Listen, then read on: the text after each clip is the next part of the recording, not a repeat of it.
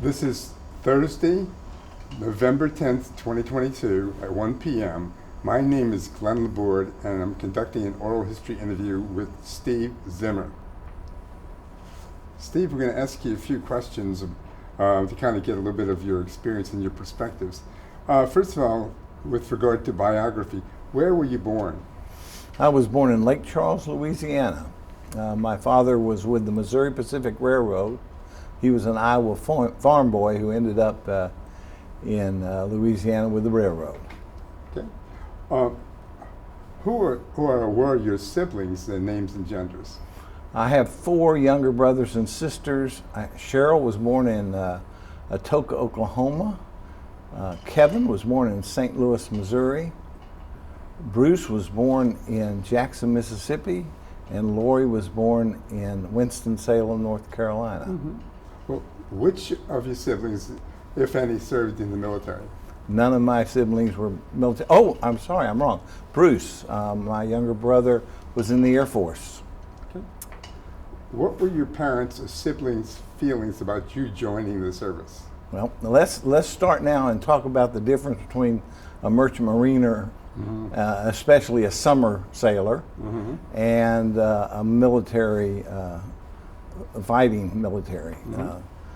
The merchant marine is under the U.S. Department of Commerce. It's not under the Department of Defense.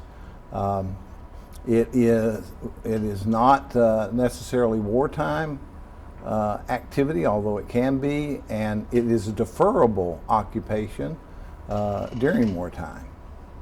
But it is not recognized. I'm not recognized as a veteran by the U.S. government. Did you hold any jobs before entering the service? I was a college student when I went in, and I've had a lot of jobs in my life, and several of them before that, mostly food service. Why did you join? Money. Summer job. A summer job that lasted almost to the mid of my senior year, first semester. Okay. What or who did you leave behind, including family, children, and pets, when you left the service? Okay, I was in college, and I went to Tampa, where my parents were living at the time. And just the story is, there was a person in, my father was a minister in his church. There was a deacon in the church who was the attorney to the Seafarers International Union in Tampa, Florida. And so he made arrangements for me. It's under the table to get into the Merchant Marines sail. And a friend of mine also went on the same, at the same time. We were on different ships, though. We both ended up in Vietnam, but in different ways. How did you get to your initial point of entry? I actually took an airplane from Tampa to Port Everglades, which is on the other side of the Florida Peninsula. That would be Cape Canaveral, Cape Kennedy area. What type of training and schooling did you have there? None. I was brought in to be a wiper. To be a in the galley crew. What happened was a gentleman who had boarded the ship in New York, his daughter died, and so he got off and they needed a replacement. And so I ended up being in the galley crew. Okay. What was your most vivid memory of your time training for this or in school? Okay. At the beginning, we were set to set sail the day Robert Kennedy was assassinated. The ship was in that port to load some additional materials to take over.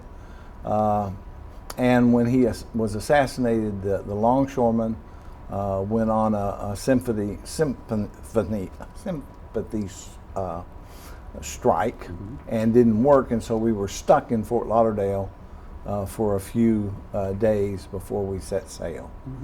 So one of the first memory that comes to mind that really was influential for the whole trip was everybody got drunk except me. And so I prepared a 6-course meal for the entire crew and the officers. I butchered the meat. I prepared everything and saved all of their asses from getting written up. And so I was their friend from day one. Oh, yeah. Even though I was a stranger, I was a student, I was a college student, I was considered weird by them, but saving their butts put me in good. Mm-hmm. What was the worst part of your training? Which part? Again, there wasn't training, but let's just talk about heat. Okay. It's hot on a ship. There was only one place that was air conditioned, and that was the mess hall. And it would get hundreds of degrees easily in the galley. It would get in everywhere. It was a little bit of air flowing was good, but especially when we were still in the water, it was hot. And in Vietnam, it was particularly hot because it was the height of summer. Yeah. Did anybody who was an instructor for you kind of stand out in your mind? If so, yes. Or why? Not really. It was the thing to know is that I was the only WASP, white Anglo-Saxon Protestant, on my ship. It was a very influential and instructive to me to live in such diverse population.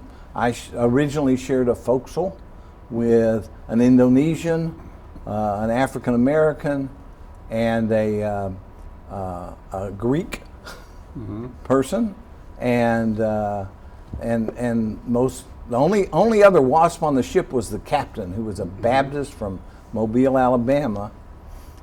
So that was, I'd say, the diversification and the experience of knowing and living with different kinds of people than my white middle class life was like back then.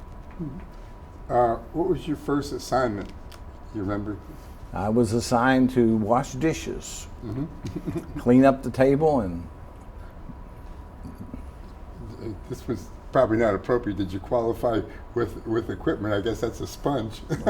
no, I actually was familiar with working in commercial establishments, food service, so it was very comfortable for me. And in college, I worked in the food service dorm, serving food and washing dishes and waiting tables. So that was not unusual for me. What would you call the hardest part of this early training? It was just it was the hours. I mean, 3 meals a day and preparation and cleaning, galley, and the storage areas and the refrigerator, walk-in freezer, walk-in refrigerators, food prep areas. It was 24/7 kind of work, and it got more significant later on when we lost several crew members for various reasons, and I started standing a wheel watch. What was wheel watch? Wheel watch is where it's an hour and 20 minutes on the wheel of the ship, steering the ship. I'll never forget my first time. I went like that. And then an hour and 20 minutes on standby.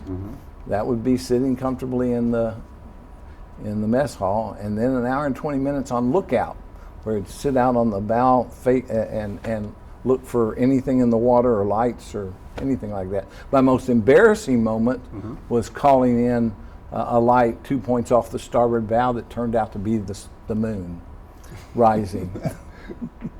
I got teased quite a lot for that.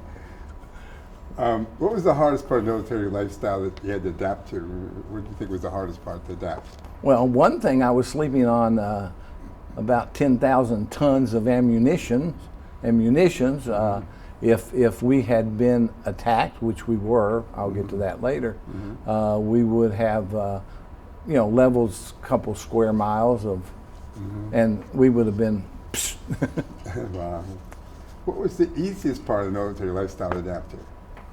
A lot of the time when I wasn't working, I was able to read, and I did a lot of reading. I was going into my senior year. I was enrolled for 20 hours that fall semester. I didn't get back to college till right before midterms, And so I took advantage of the time I was at sea to read. And one of the things I think is most important for this story, for my story, is on the way over, when we left, we went through the canal and then we went to the West Coast. We were in Long Beach and we were in San Diego. And then from San Diego, we sailed to the Far East. We didn't know where we were going, just Far East. And I had bought a book called Our Own Worst Enemy by William Lederer, who was the co-author of The Ugly American. And basic thesis of the book is that the United States in Vietnam was its own worst enemy, that we were supplying the Viet Cong, we were incompetent in many ways, and I was, at the time that I got on that ship, a go-water Republican. I was pro-war. I was pro the Vietnam War.